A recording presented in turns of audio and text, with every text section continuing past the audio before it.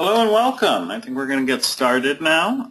This is the CMS Home and Community-Based Services Settings Regulation, an overview and introduction. We have a great program prepared for you today. My name is Ari Naaman. I run the Autistic Self-Advocacy Network, a national advocacy group run by and for autistic adults working on advocacy in the broader intellectual and developmental disability community.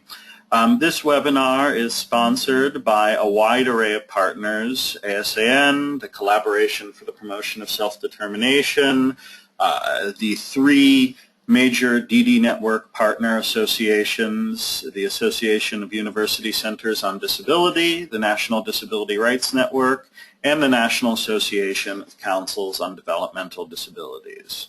It is the first of 5 webinars we will be doing. Each of them will be Tuesdays from 1 to 2:30 Eastern Standard Time. And it's my pleasure to welcome you and provide a little bit of background as to this history leading up to the new settings regulation. CMS has been working on the issue of defining home and community-based services for quite a long time. This process formally began in June of 2009, when CMS issued an advance notice of proposed rulemaking, which solicited comment from the broader community on what types of services should be considered home and community-based and what types of services should not fall into that category. From the very beginning, CMS was acknowledging and articulating many of the concepts that we see in the final regulation. For instance, in the 2009 ANPRM, CMS was already talking about the distinction between provider-owned and controlled settings and non-provider-owned and controlled settings, and recognized that the separation of real estate and service provision was one factor among many that might influence decisions about what standards a provider needed to meet in order to be considered truly home and community-based. In 2010, circumstances arose that really drove home the point that a federal standard for what could and could not be funded under the Home and Community-Based Services waiver emerged. In Missouri, the state of Missouri decided that they were going to close an institution called the Nevada Habilitation Center and take the residents of that institution and place them in a series of large group homes on the grounds of that institution with the same staff, with the same location, around which they wanted to put a fence and refer to it as a gated community. The disability rights advocacy organizations, including many who are represented on this webinar, wrote to CMS and urged them to deny Missouri permission to take that step, and CMS eventually did so. But there was a recognition that these types of gated community proposals, the establishment of large congregate residential settings that providers were attempting to fund through home and community-based services funding, were popping up across the country. And so that added another element into the conversation on what would need to feature in this rule on what was and what was not home and community-based service provision. CMS went through 2 notices of proposed rulemaking, one in April 2011 and one in April 2012, and issued a final rule in January 2014. You're going to be hearing from speakers on the substance of the rule and the work that is being done by a wide variety of stakeholders in the developmental disability community on the rule. I want to speak briefly to how the self-advocacy movement, how people with developmental disabilities ourselves have been approaching the issue of home and community-based service provision over the course of that 5-year period when CMS was preparing to issue this regulation. In 2010, the Autistic Self-Advocacy Network, the National Youth Leadership Network, Self-Advocates Becoming Empowered, convened a summit called Keeping the Promise to identify self-advocate perspectives on what was and what was not home and community-based services. We brought together self-advocate leaders from across the country, conducted a survey of self-advocates with a wide variety of different experiences in residential, day, and employment services, and articulated that we felt that the definition of community needed to incorporate definitions around physical size and structure, that large congregate settings could not be community-based, but that the definition of community needed to be broader than that it also needed to be multidimensional and speak to the kinds of rules and restrictions or personal freedoms and access to support necessary in order to allow people to be truly integrated into the community. And as you're going to hear, that really is a common theme within CMS's final rule. The regulation was issued on January 16th, 2014. It applies to all HCBS funding authorities. And now, to tell you about the substance of this regulation, I'd like to introduce to you Allison Barkoff, Director of Advocacy for the Bazelon Center for Mental Health Law. Allison, take it away. Thanks, Ari.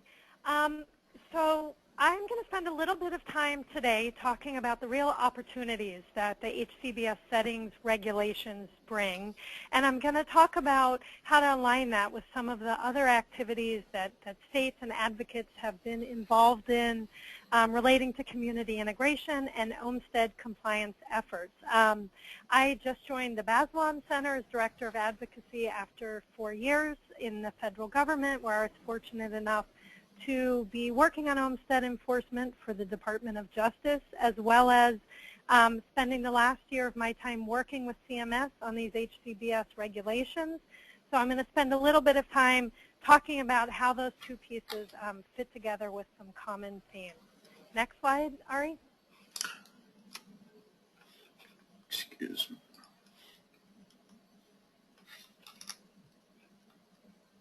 Next slide should be showing. Thanks.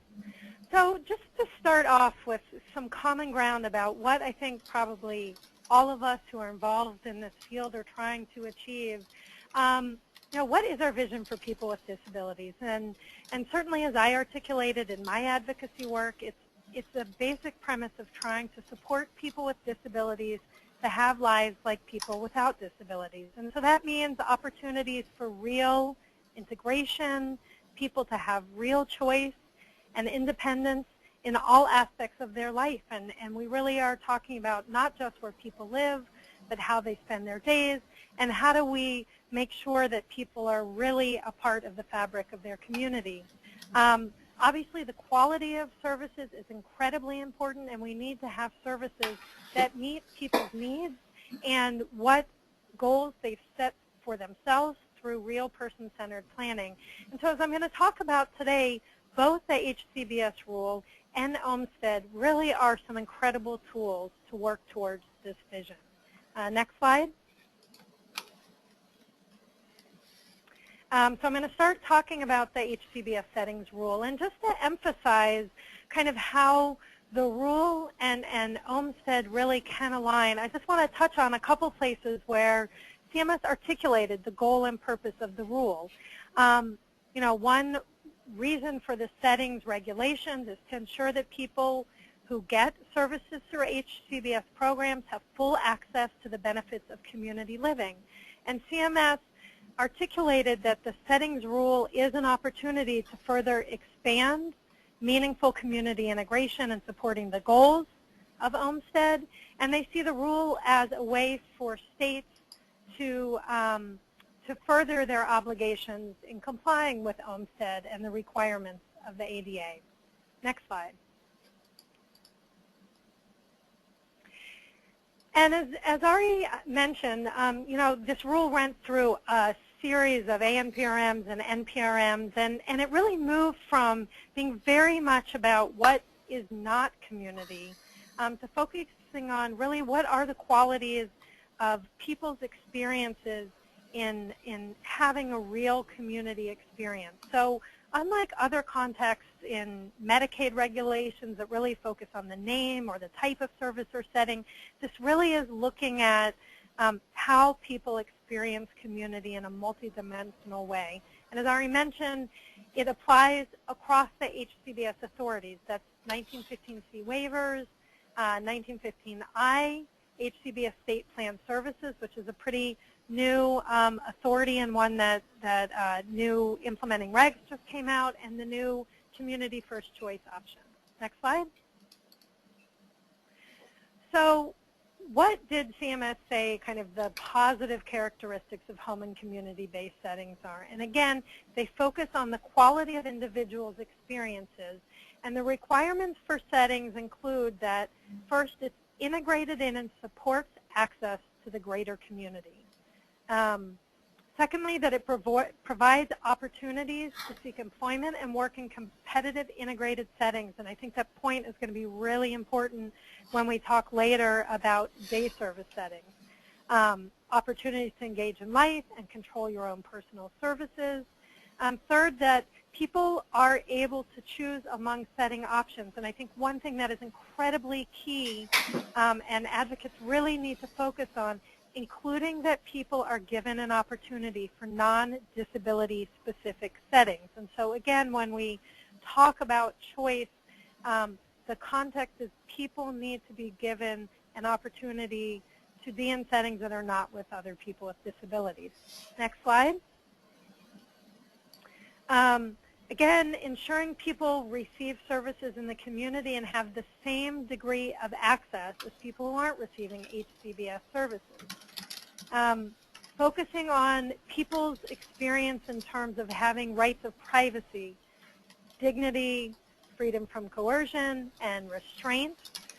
In terms of really the goals that I talked about in the vision for our system, settings need to optimize individual initiative, autonomy, and independence in making life choices.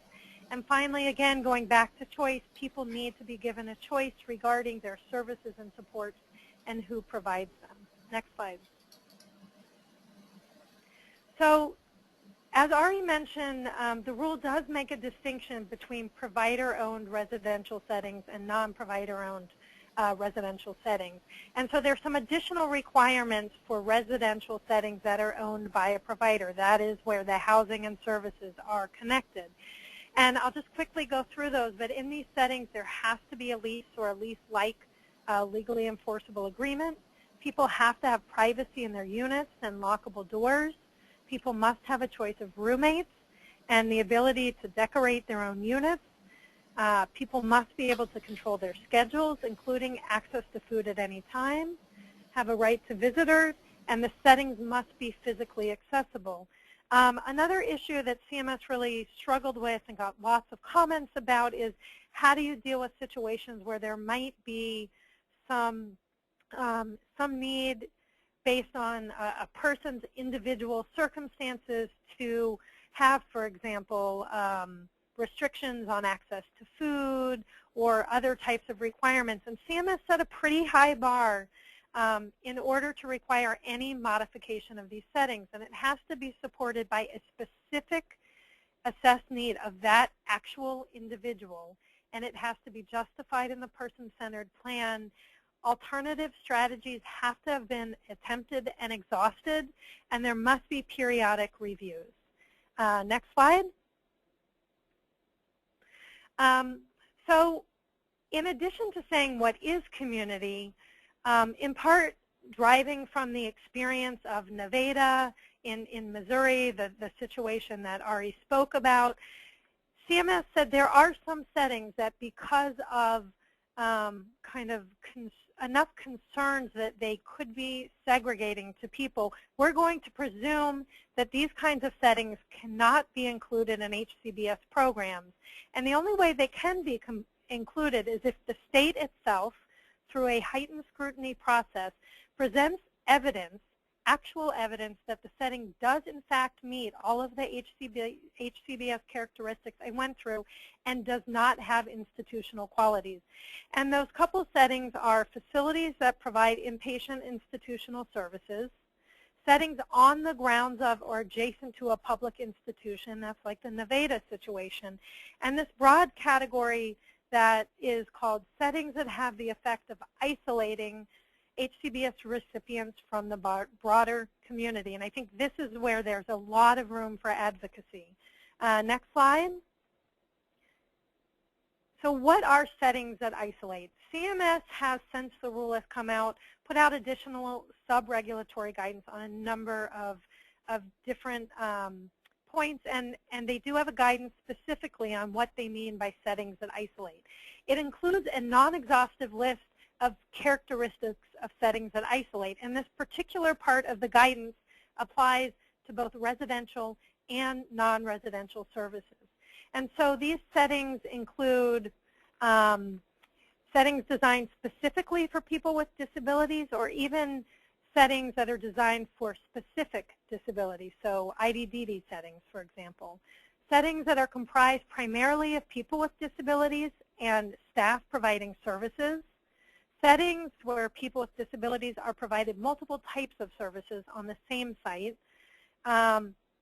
Settings where people with disabilities have limited interaction with the broader community, and settings that use restrictive interventions. Next slide.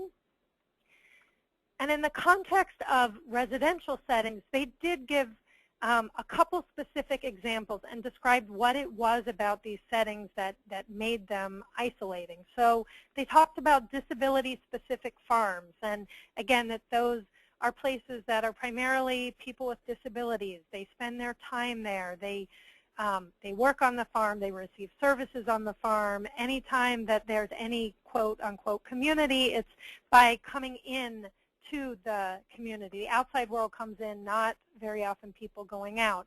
They're isolated. Gated disability communities, many of the similar characteristics of only people with disabilities, multiple services there, and people spend most of their time on that particular campus. Residential schools, and then they talked about congregate disability-specific settings that are co-located and operationally related, and gave an example of a turnaround on a street that may have multiple group homes that are all together, where they're run by the same people, their staff, activities are planned together, and again, these are some examples. They did say that they would be providing further examples of non-residential settings that isolate, but they made clear that the general characteristics on the last slide apply, and so people really need to be focusing on that. Next slide. So I want to briefly talk about transition plans. I think for those of us who have been involved in system change work, I think we all understand these kinds of things if they're meant to be meaningful, and really if there is an expectation that our existing systems don't completely meet these rules, which certainly is my experience, then states need to be given time to come up with a concrete plan of addressing settings that don't meet these requirements, and either bringing those settings into compliance or transitioning people who are in those settings into settings that do meet those requirements. So the CMS regulations allow states to come up with transition plans, and there's different timing. All plans have to be submitted by a year from the effective date, which was March of 2014. And for some states, that time period for submitting transition plans may happen earlier, because as states submit renewals or amendments on existing waivers, then it tees off the process for statewide transition plans. And again, the thought is, depending on the circumstances, states may need as long as 5 years is the time frame that's laid out in the preamble to the rule, to bring their state systems into compliance. And CMS, I'm not going to go into a lot of detail on this, has been issuing some sub-regulatory guidance about transition plans, some exploratory questions and toolkits to help guide advocates as well as states in putting together those plans. Next slide. So I think an important piece, an incredibly important piece that I know both from an advocacy standpoint as well as from others within the government was incredibly important is there's obviously some incentives for states in their transition plan to be talking about how most of their system may already be meeting this. But we need to have public input to make sure that CMS and states get the entire truthful picture of what's happening. So states have to take public notice, the full plan must be available to the public, and the states have to substantively respond to the plan. This is a critical opportunity for advocacy.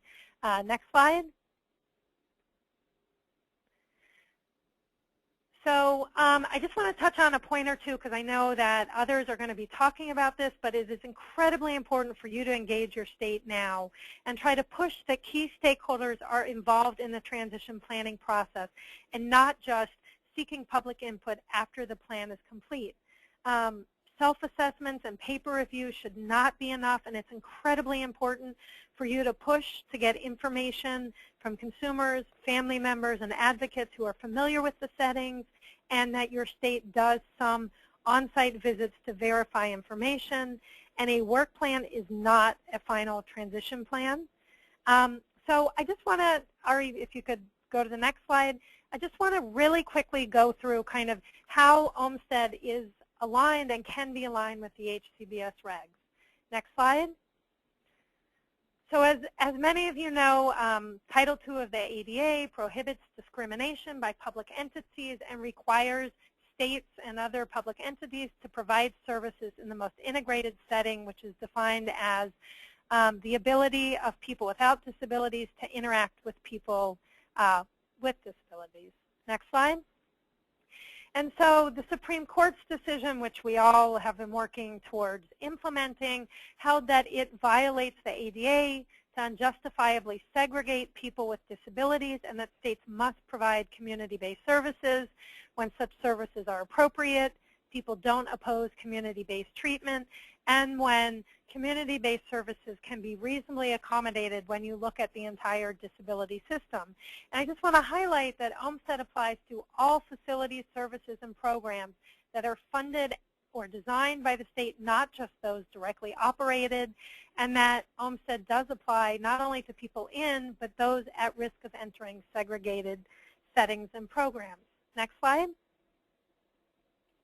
So what I want to highlight here is we have very developed case law as well as guidance from the Department of Justice about what integrated settings are, and I just want to highlight it because there are a lot of similarities, and that was purposefully done between the ADA definition and the HCBS settings requirement. So an integrated setting is one that provides people with disabilities the opportunity to live, work, and receive services in the greater community, and those are settings that are located in the mainstream society, offer access to community activities, give people choice and daily life activities, and provide them with opportunities to interact with people without disabilities. These are many of the same types of HCBS settings characteristics, and some examples are scattered site supportive housing or supported employment in a mainstream job.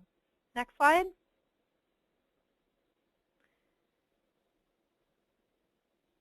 Next slide. And in contrast, what is a segregated setting? Again, these qualities developed through case law and DOJ guidance are very similar to the characteristics of settings that isolate. And again, these are settings that have institutional qualities like people primarily or exclusively with people with disabilities in congregate settings, regimentation and daily life activities, lack of privacy, and an ability to freely engage in community activities, and settings that provide for daytime activities primarily with other people with disabilities.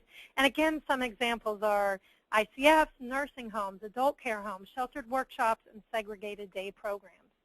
Next slide. So just to touch on, because I think this is incredibly important as you advocate in your state, there has been successful challenges under the ADA and Olmstead to a number of residential settings, and those hopefully are the very same ones that you'll be able to push in your state's HCBS transition plan. So obviously ICF, psychiatric hospitals, nursing homes, adult homes, board and care homes. And again, the types of remedies in ADA settlement agreements are, I think, the types of settings that you should look to as examples of integrated settings. So that's integrated housing, like scattered site supportive housing and supported apartments. Next slide. On the non-residential side, there's been successful ADA litigation around sheltered workshops and segregated day programs. And again, as you're looking at your state transition plan, I think those are places where you should spend a lot of energy really thinking about, are these settings that isolate and should not be included under HCBS programs? And again, kind of on the integrated side, the expansion of individual integrated supported employment and integrated day services has been the remedy. Next slide. And so I think just the last point I want to make is it's incredibly important that you try to align states' transition plan process with your Olmstead goals. And so it's incredibly important that you see this as an opportunity to move towards real integration and further Olmstead compliance, but people need to understand the real risk that if CMS approves in transition plans the very settings that advocates or the Department of Justice have been challenging under Olmstead, this really could undermine Olmstead efforts in your own state and nationally, even though certainly the case law and DOJ guidance is clear that the standards and the requirements under ADA and Medicaid are independent, but because they have so many of the same concepts, I think it's really important for you to think in a big picture about how do you use HCBS and Olmstead and really think about aligning those goals. And with that, I will turn it back over to Ari to bring on the next speaker. Thank you. I noticed we're getting a number of questions. We're going to have hopefully about a half an hour for questions at the end. So don't go away, and we are keeping track of all of the questions that you type into the questions window, so please feel free to continue doing that, and we will take as many of them as we can once we reach the Q&A portion. With that, it's my pleasure to introduce my colleague, Samantha Crane, Director of Public Policy with the Autistic Self-Advocacy Network. Sam? Hello, everyone. I'm Samantha Crane, and I'm going to, first of all, thank Allison very much for her detailed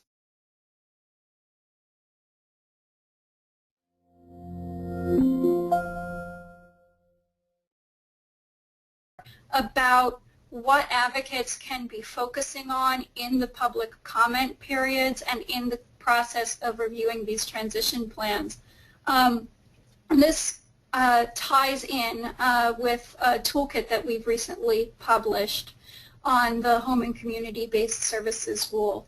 Our toolkit includes guides for advocates on how to move the ball forward and try and make sure that the HCBS regulations are implemented in their state in a way that really gives the fullest effect to the regulations.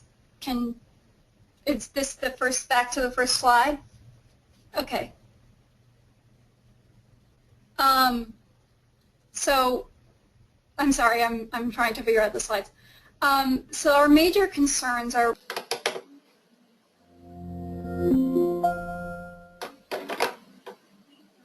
information about what will be considered home and community-based services. In addition, many of these plans to plan are really hard for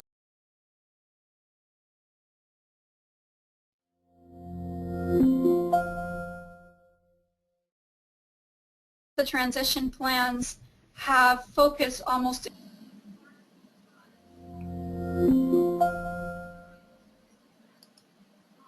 how to apply the new rule to non-residential settings.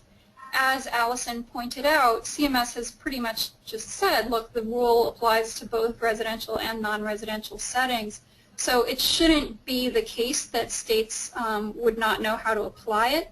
in the non-residential context, but we are seeing some states saying that they don't want to plan their non-residential services transition plan until they get to the non-residential settings guidance. Can we go back? Sorry. The slide. Sorry.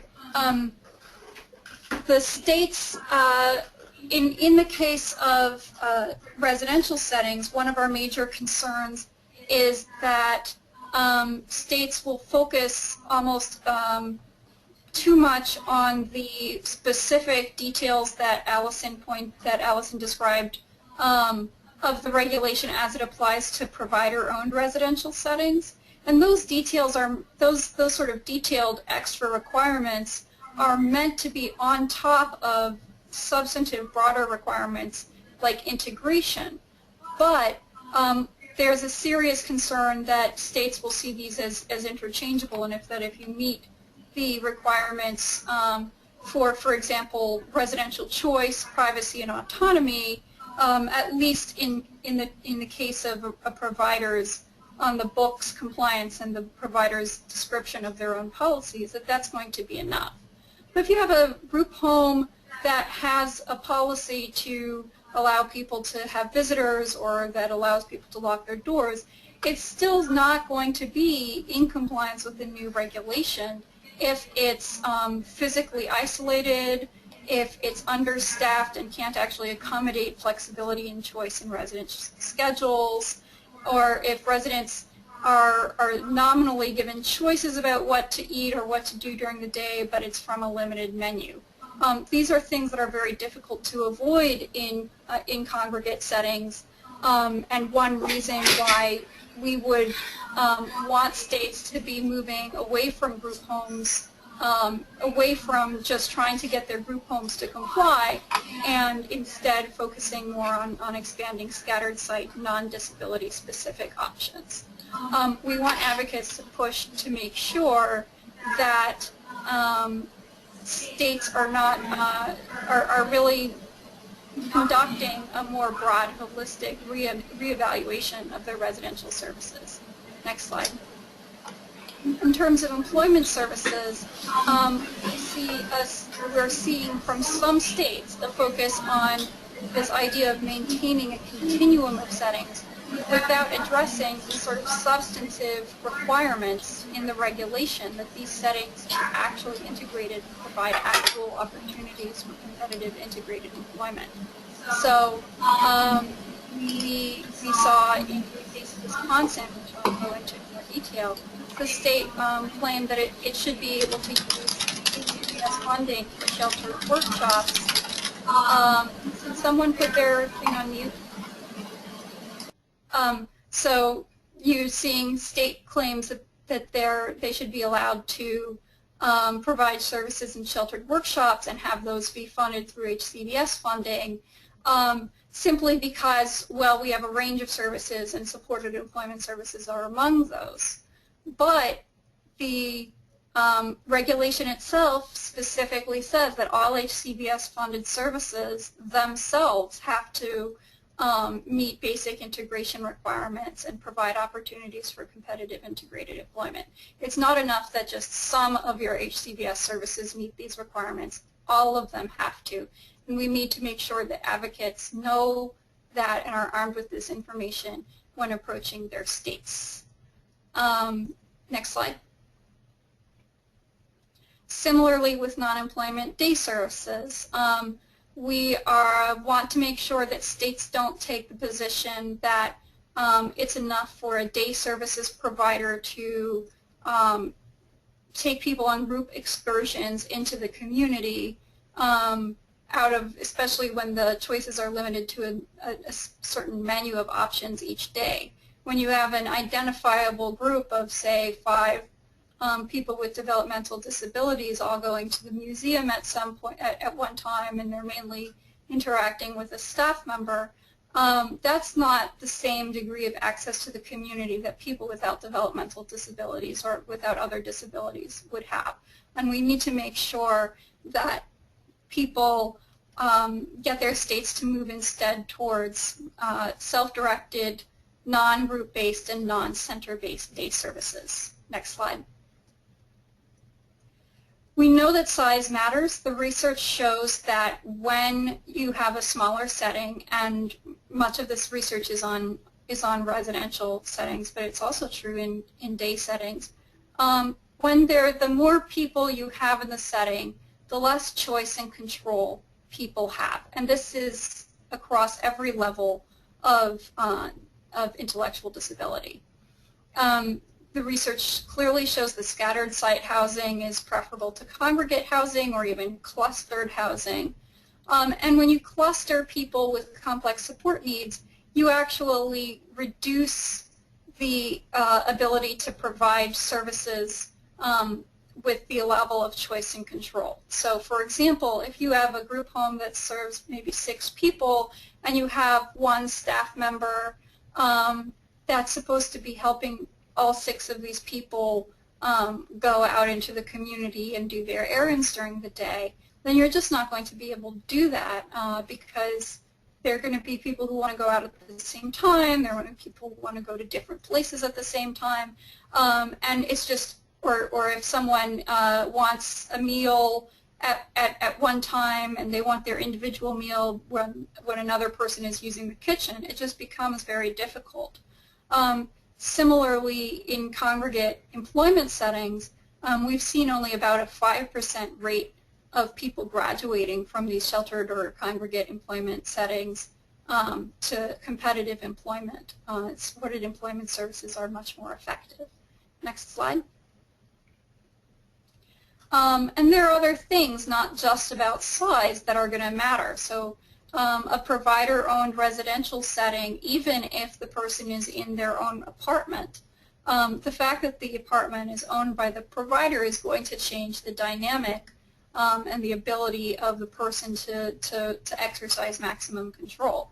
Now the CMS regulations allow, they're clearly contemplating that sometimes people might be in an provider-owned setting, but they recognize that when that is the case, there's going to be a need for added protections. You want to make sure that people have a choice of roommates, access to phone and internet, access to visitors, choice of where and when they're going to engage in day activities and what activities to do, privacy, and much more. And these are the things that we're seeing in the regulations, and they're things that we need advocates to be really paying attention to when they're evaluating settings that exist in their state and providing feedback. Next slide. So we need to make sure that we use, as Allison said, there are a lot of different sources of law that advocates can use. There's both Olmstead and regulations and just sort of substantive policy issues like cost effectiveness and effectiveness research and sort of more empirical research that people can bring to bear. So people should use all 3 of these or at least consider using all 3 of these tools when advocating for changes in provider models. Next slide.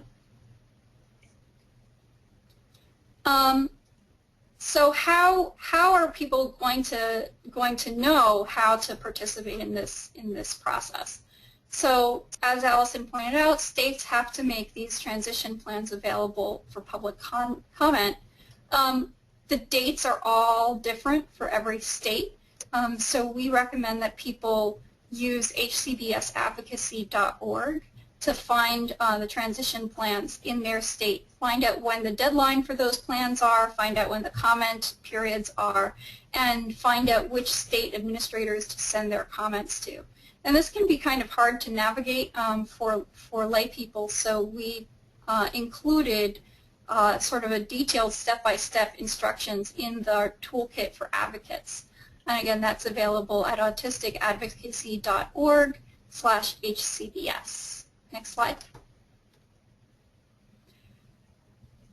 Here's an example of a state response that you can sort of use as as a model for what you might see when you're looking at your state transition plan.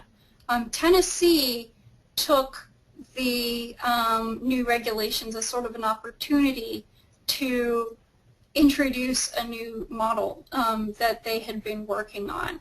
They submitted a concept paper for the model on May 30th, 2014. And according to their concept paper, they're going to introduce a new program called Employment and Community First Choices. That's both a sort of a housing first and an employment first model, and it's geared toward promoting both competitive integrated employment and independent living as the first and preferred option for all people with intellectual and developmental disabilities. And it's going to operate this as a managed long-term services and supports program. Next slide. Consumers will be able to choose from 3 models of service delivery, which ranges from consumer direction, where the person manages their own support budget, to a health home agency with choice, where a person sort of chooses a provider that will direct services. And then there's also the basic managed LTSS package. Next slide. It's going to include preparation and transition services to people under age 21. It's going to provide employment supports to people even if they're not at the nursing facility level of care. And it's going to first target all new enrollment into the HCBS program, but then it's going to be expanded to all HCBS recipients. Next slide. Wisconsin, on the other hand, reacted a little bit differently. They haven't yet submitted this as part of their transition plan, but they sent a letter to CMS asking permission to allow HCBS funding of sheltered workshops and facility-based day hab under the assumption that this was part of a range of options, and that people should be able to choose non-integrated settings and still have them funded by HCBS. This is pretty clearly not within the text of the regulation, and it earned significant opposition from disability rights organizations, but CMS has not yet responded to the latter. Next slide. So when you see, as these two responses illustrate, there might be very different contexts in which you'll be submitting, or advocates will be submitting comments to CMS and to states on transition plans.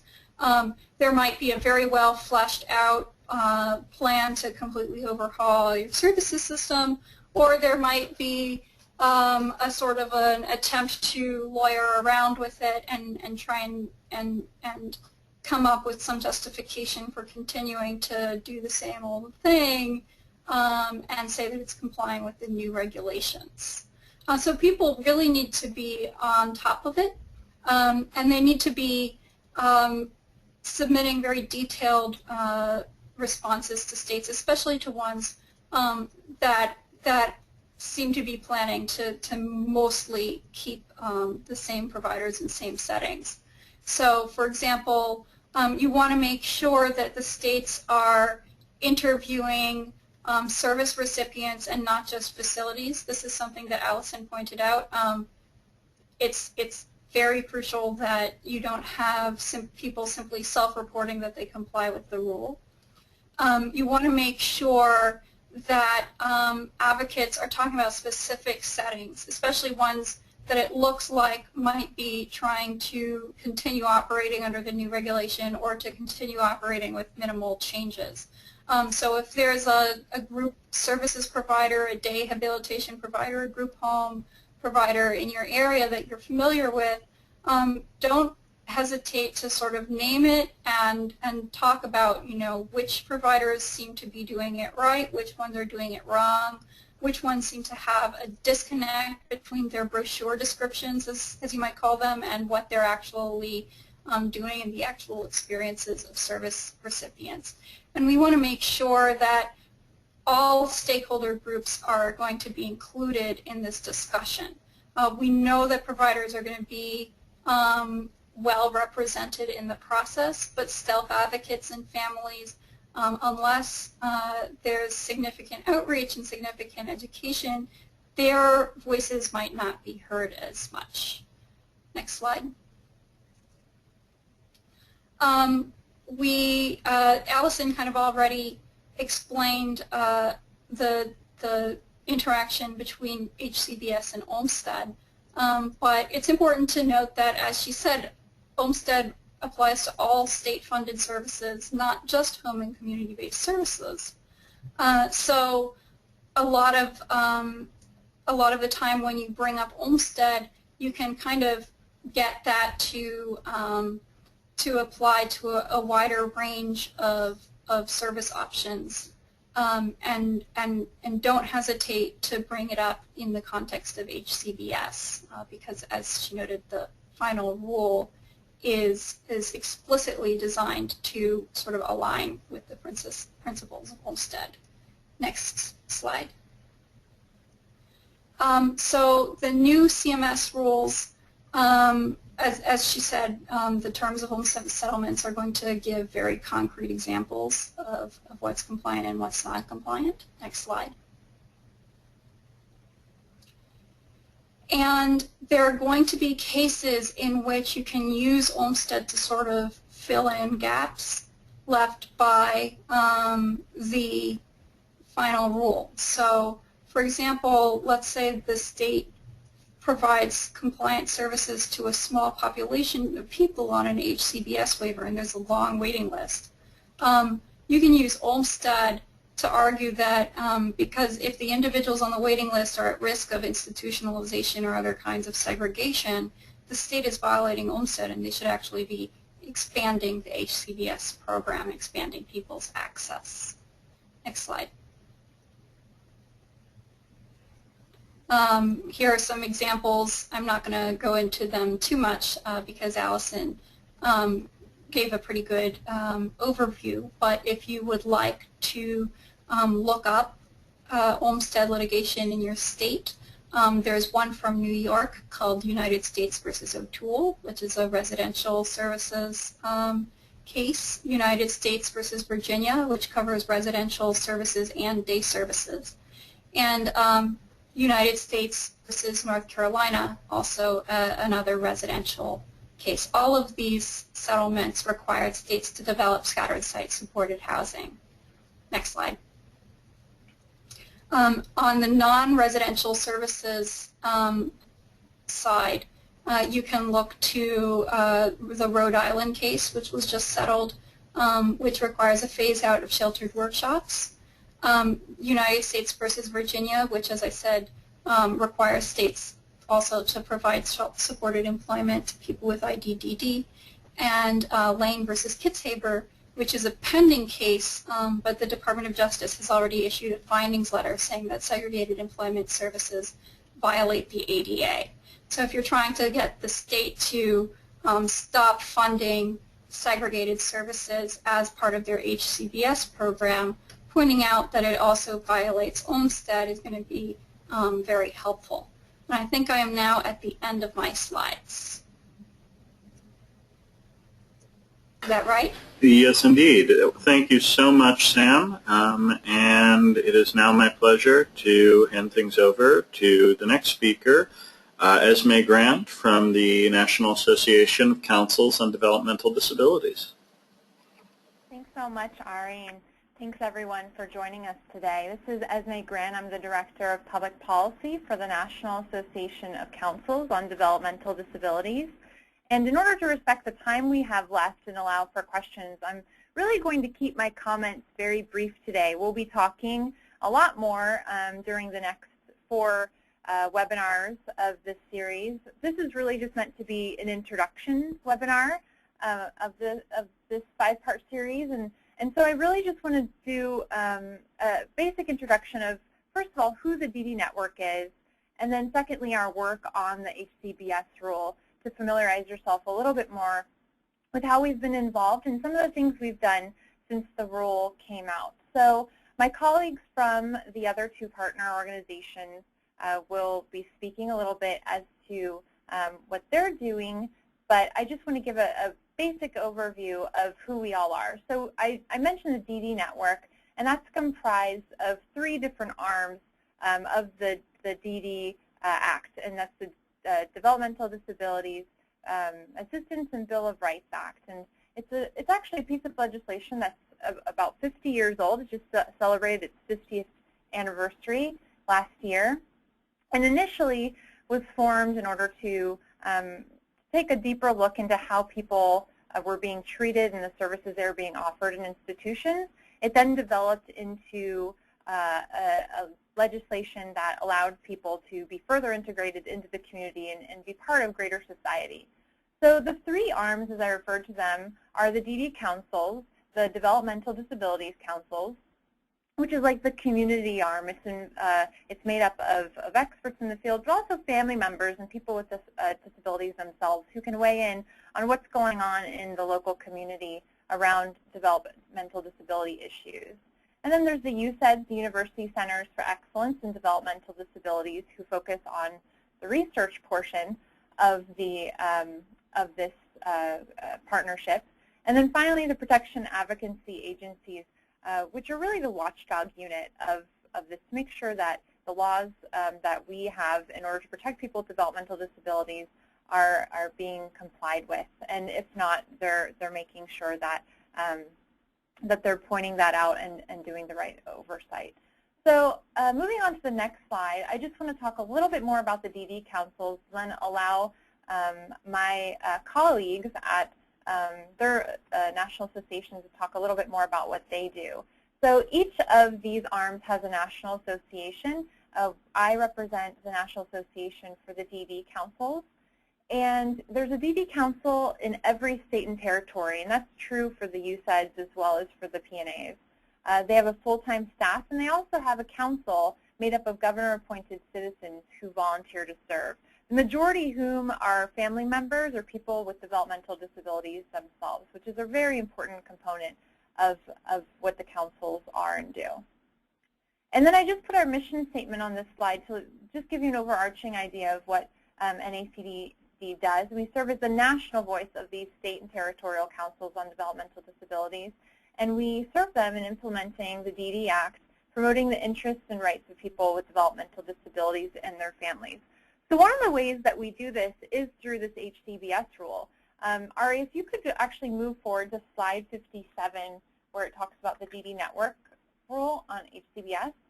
What we did was we partnered with the PNAs through the National Disability Rights Network and the UCEDS through the Association of University Centers on Disability. So we partnered with all of the national organizations over the DD Act programs to really work on the HCBS rule. Initially, this started with our concern with segregated housing.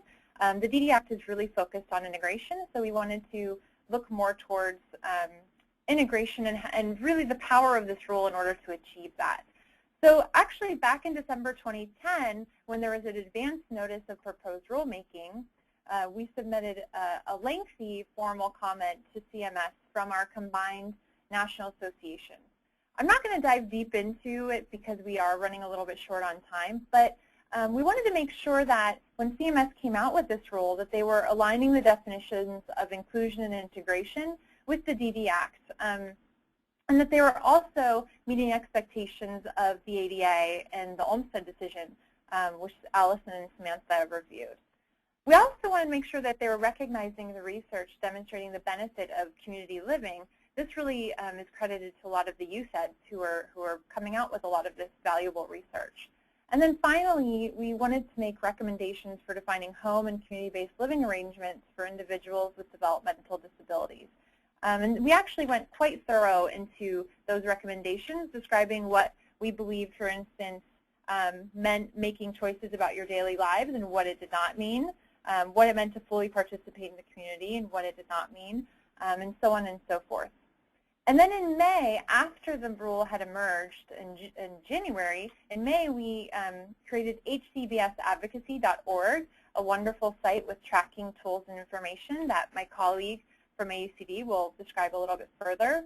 And I just want to add on to it that in June, even after we started to see the implementation of the rule take place, we saw a few issues and wanted to make sure that we were on top of them. So AUCD, NDRN, and NACDD issued a letter to CMS making a couple of points, including that CMS should send a strong message to states on the importance of stakeholder engagement.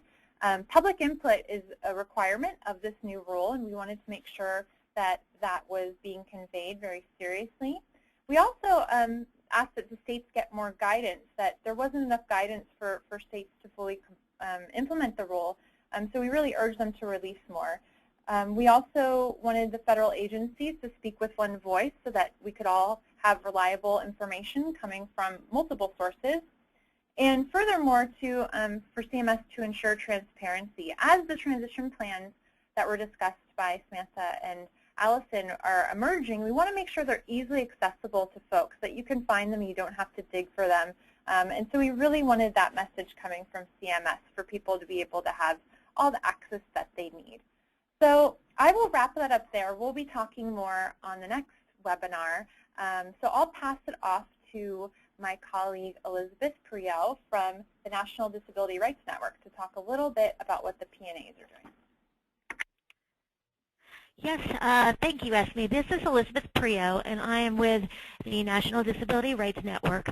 And I'll be able to talk more about what we do and in the fifth and final webinar. But right now, I want to talk specifically about the P&As and why all of my colleagues here have mentioned, when they mention stakeholder input, self-advocacy input, family member input, and each of them have also said, and P&A input.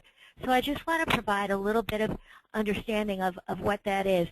Protection and advocacy agencies are often confused with adult protective services or other kinds of state certifying agencies. And that is not what we're talking about. Protection and advocacy agencies are actually federally mandated and federally funded. There's one in every state, and if you'll switch to the next slide, please. I think, okay. There's one in every state and territory, just like the DD councils and the University Centers on Excellence.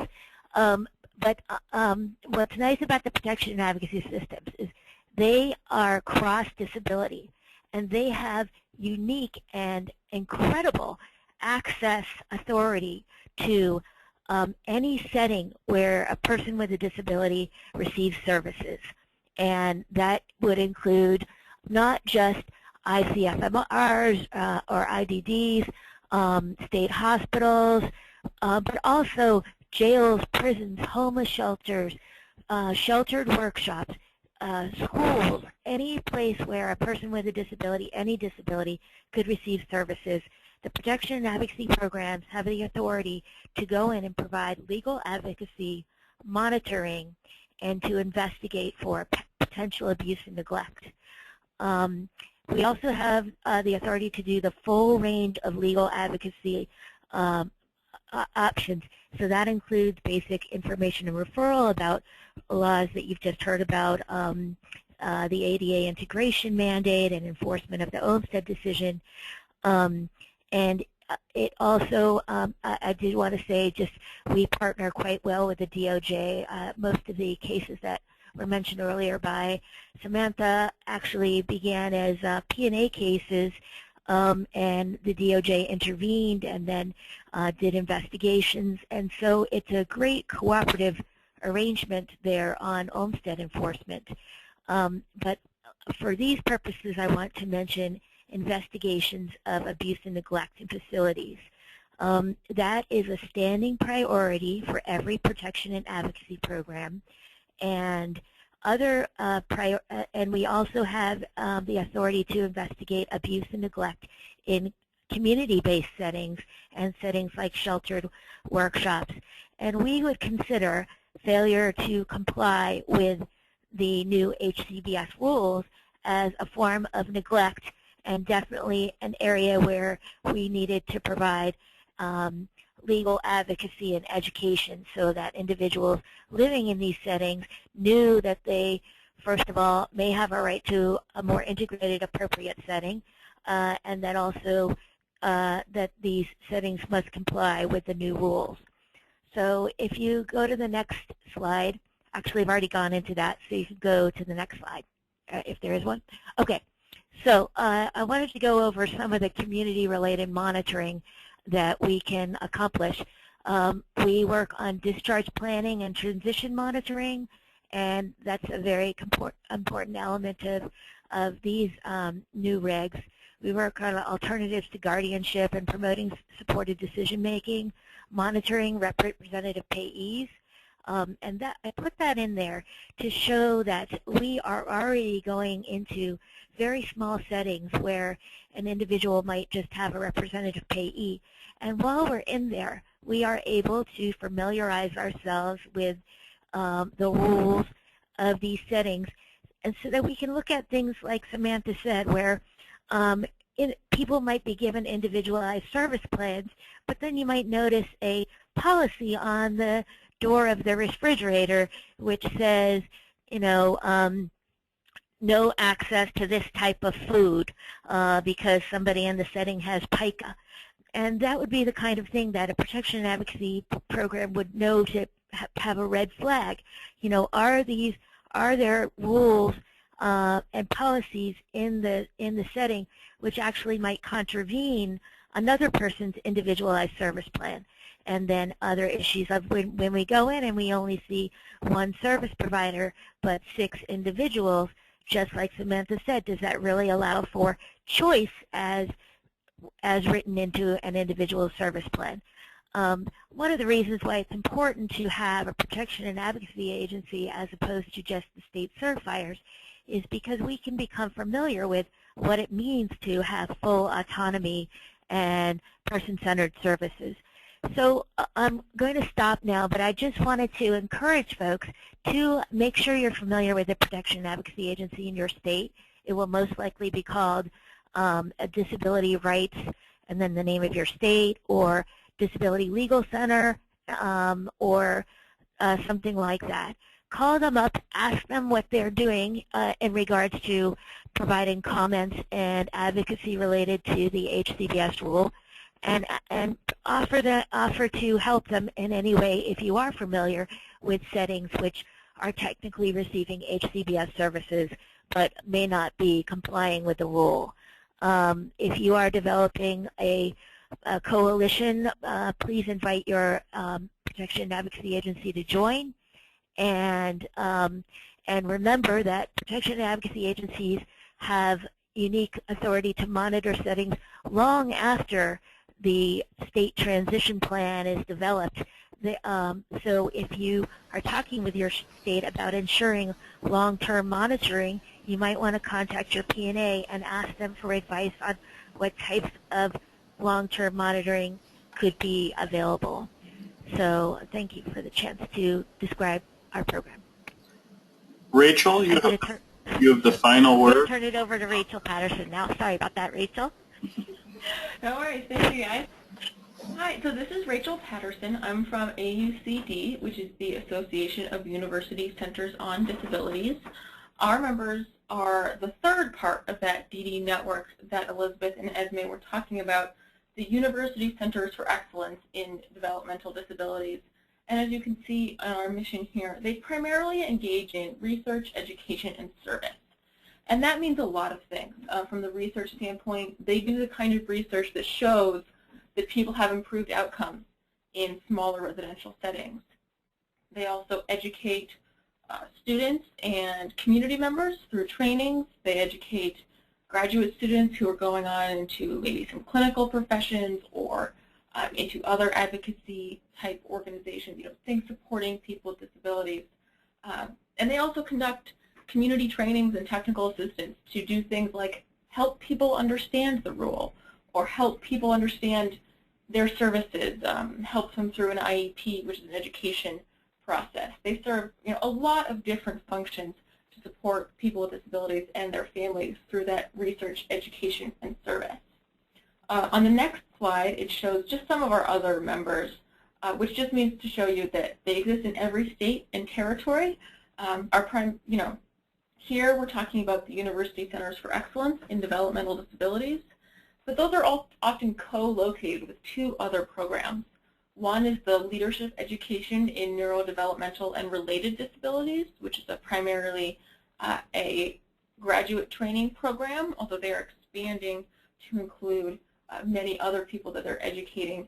And it's how to, gaining leadership both in clinical and non-clinical professions in the needs of people with developmental and other disabilities and their families. And finally, the Intellectual and Developmental Disabilities Research Centers, which are the biomedical, biobehavioral, hard science research centers. These are the kind of places where they use basic research, which is what you think of as traditional scientific research, to solve problems like, why do people with Down syndrome get Alzheimer's so early? That's the kind of thing that they investigate from a scientific basis. We're here primarily talking about the University Centers for Excellence in DD, however. So then if you can go on to slide, I think 2 slides ahead. Yeah, there we go. Oh wait, back one. Sorry. So last, we're going to talk about HCBS advocacy, and I hope this is something that people have a moment to explore. These are just screenshots of our website. And as Esme said, when the rule came out, we started really thinking about how we could get involved beyond commenting. And a lot of our members were saying, we really want one place where we can go and just figure out what's going on, get information from the state, get information from advocates, get information from the federal government, know what's happening. So we created a website with a page for every state.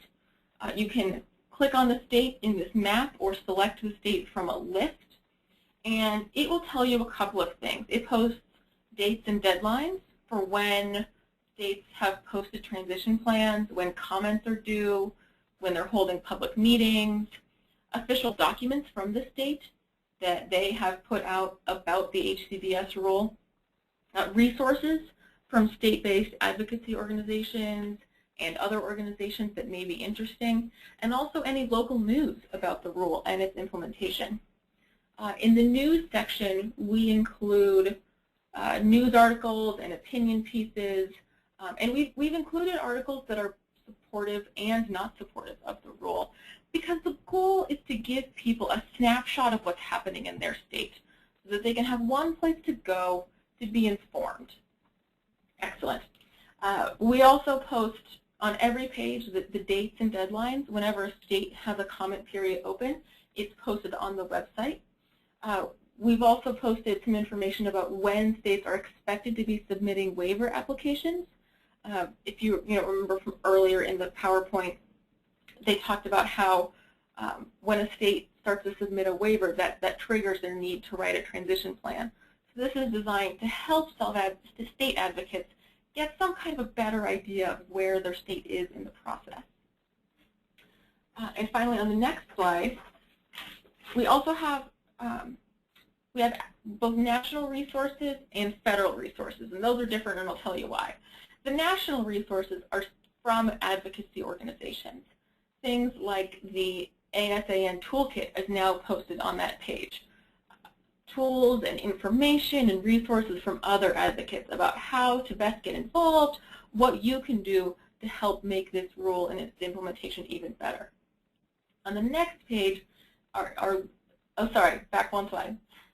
The Learn About the New Rules is our federal resources, and this is only for information directly from the federal government.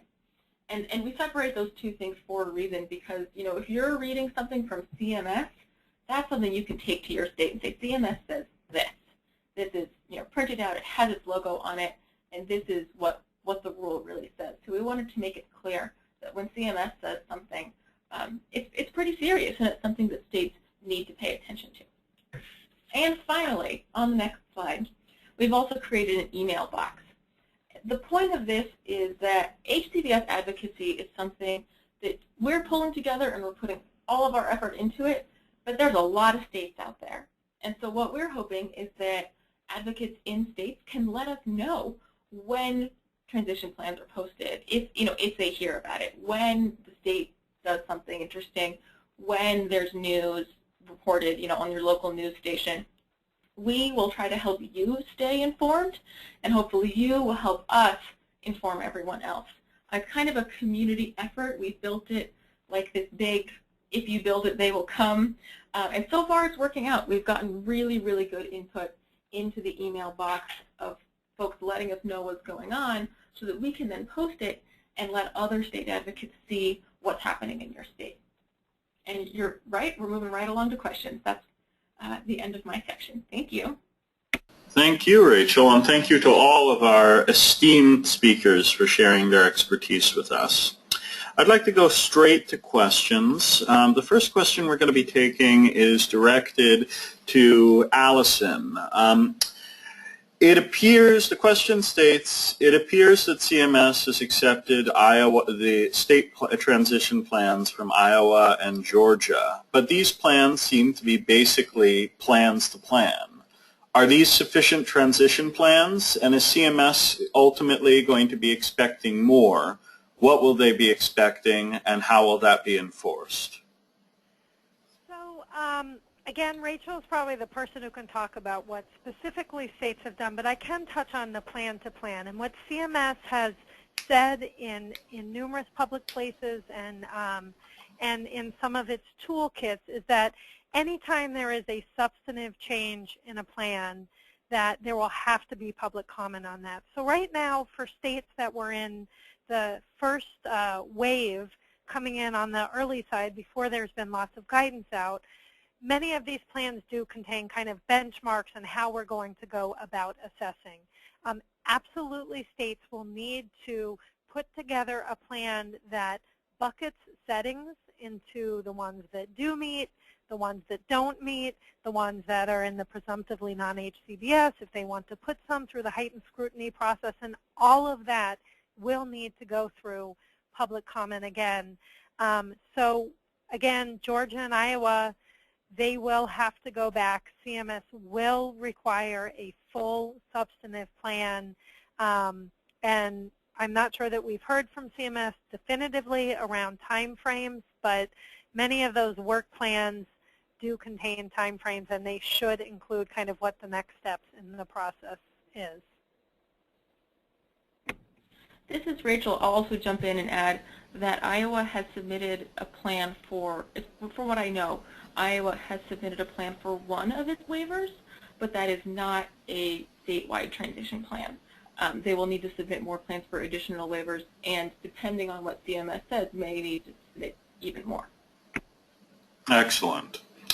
The same questioner was also asking about where he could find more information about the research that Samantha mentioned, showing the drawbacks to congregate settings and describing why scattered site housing is preferable.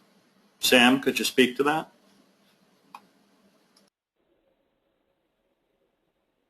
Sam? I think you're... Sorry, I was on mute. I had to unmute myself. That research is in our toolkit. We actually included as part of a toolkit a research brief that really focused on the studies showing that people in more scattered site, smaller housing environments had better choices and better outcomes. And we'd also encourage people to check out the National Core Indicators data, which we also mentioned in our toolkits. That data allows you to look at outcomes measures for specific states that are participating in the NCI program. And those measures allow you to sort of look at outcomes like the degree to which a person chose what to do to with their day, and disaggregate that by the kinds of settings in which people live. Excellent. And the toolkit that Sam mentioned is available at autisticadvocacy.org/HCBS. And the National Core Indicators project data is available at nationalcoreindicators.org. So let's take another question here. One of the questioners is asking, is it permissible to allow states to pay room and board costs directly to provider of group homes? Payment that is given to providers but not available as a subsidy to individuals essentially incentivizes people being placed in disability-specific group homes rather than in scattered site housing. Will this continue to be permitted? And I think what they're getting at, rather than room and board more formally, is incorporating in the group home rate costs associated with maintenance of residential group homes and not making that available via a rental assistance program. Allison, Sam, could either of you speak to that issue? Sure. I mean, I'm happy to jump in. Again, as Ari referred to, one can't use Medicaid to pay for room and board in group homes, but we have heard about some states that do give subsidies to congregate living that aren't available if people were living in their own homes. Those are things that have been, people are looking closely at challenging under the ADA and under OMSED, and I think those are really viable if the state has a system that that leads to segregation of people. On the other hand, if we're talking about the HCBS regulations, I'm not sure that the regulations themselves say anything about kind of state funding towards housing. And so again, I think these are tools that have lots of similarities, but also have some differences. And these HCBS regs really only apply to the Medicaid funding pieces. But someone else can jump in if they have a different view of that. Another thing to keep in mind is that some of these subsidies are going to come from HUD funding, and there are a few HUD funding streams that are statutory and that tend to favor or that are often interpreted to favor congregate settings. But there are a lot of other HUD sources of HUD funds that HUD has explicitly said can't be used to support low-income housing projects that are targeted primarily at people with disabilities, unless those projects are based on sort of reserving individual scattered units, accessible scattered units for people with disabilities in order to promote integration.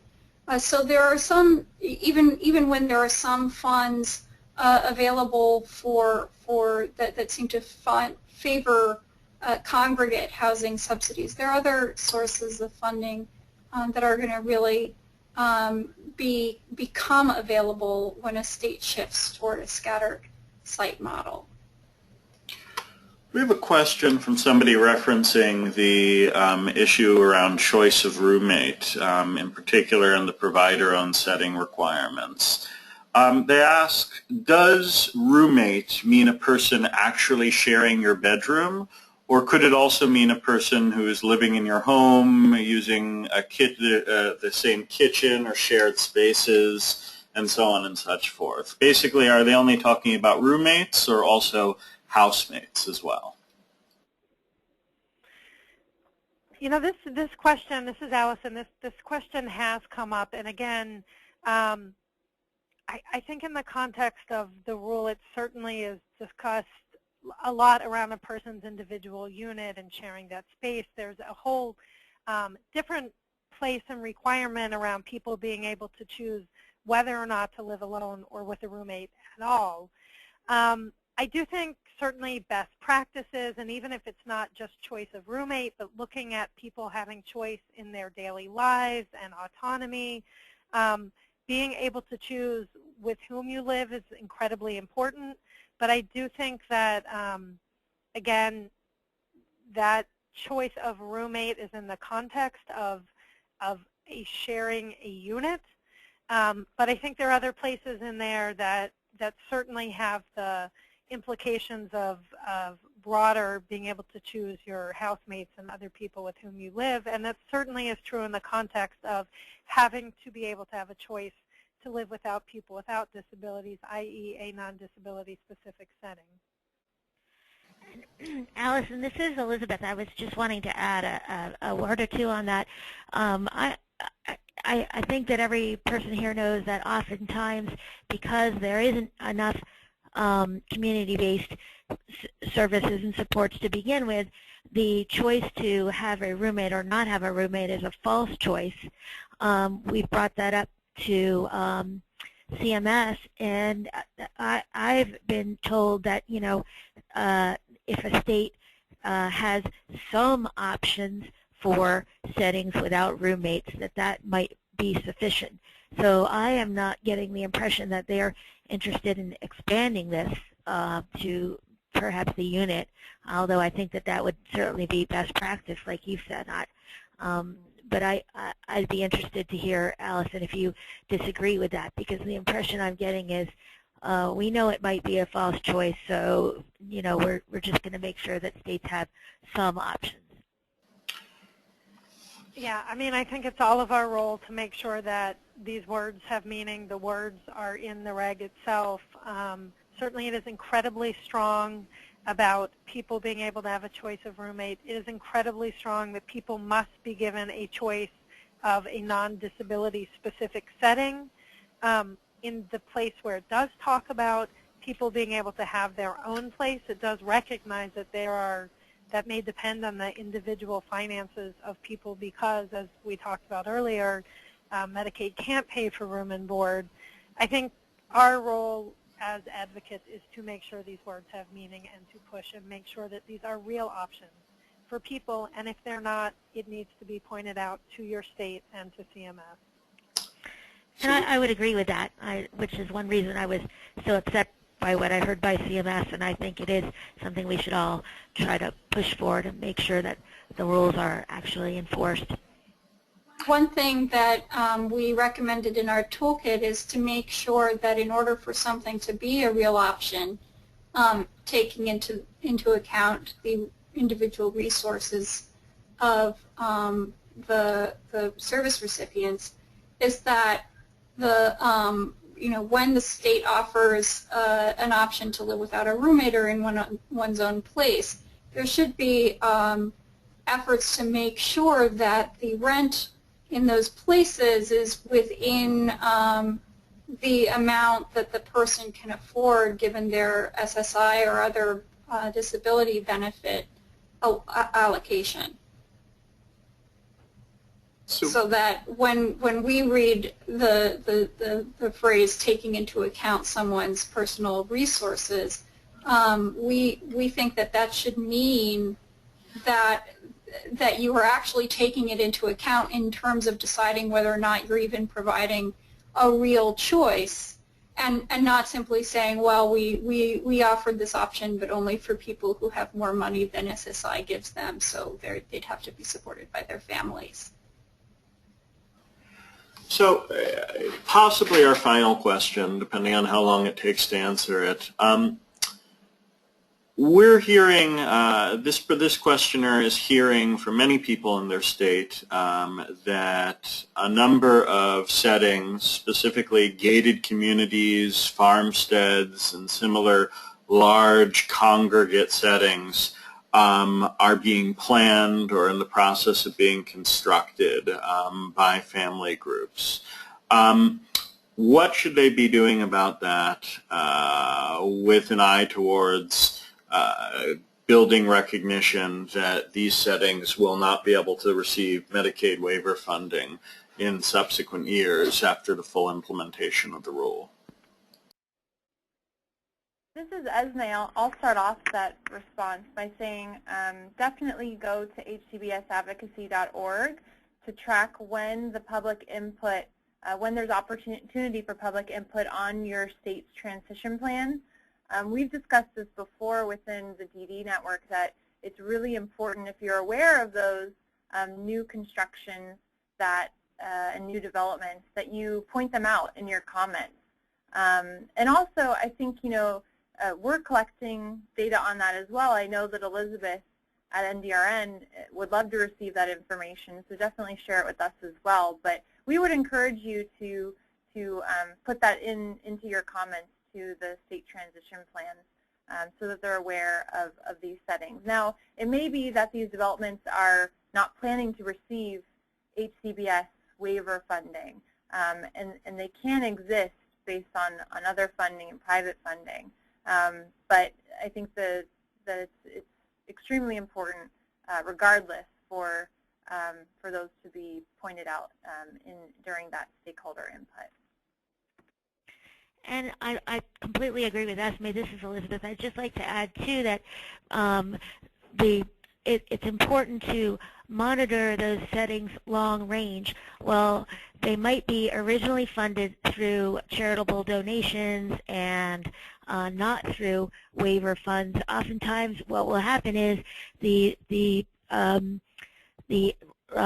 of a dearth of home and community-based services and settings available in a state will begin to allow what used to not be allowed as home and community-based services, begin to consider that home and community-based. So it is important to continually check on how those services and settings are funded. We continue to have a lot of really great questions being asked, but unfortunately we're out of time. I encourage the questioners who would still like to follow up on these items to check out our toolkit at autisticadvocacy.org/HCBS or take a look at hcbsadvocacy.org. I'd also like to encourage all of our audience members and their friends, family members, professional contacts, and just plain acquaintances to consider joining us for the rest of our webinar series. Our next webinar will be on October 7th, and once again will be from 1 to 2:30 p.m. Eastern Standard Time. Its focus will be on the application of the new HCBS settings rule to housing and residential service provision. This webinar will be made available online, and you can receive a copy of the PowerPoint slides by emailing info@autisticadvocacy.org. The full recording of the webinar will be made available as soon as it is fully captioned and will be posted on the ASAN YouTube page within the next several weeks. We'd like to thank you all so much for joining us, and once again thank our esteemed speakers for sharing their expertise. We hope you have a wonderful afternoon and continue the great and important advocacy that you've come here to support. Thank you so much, and please have a good day.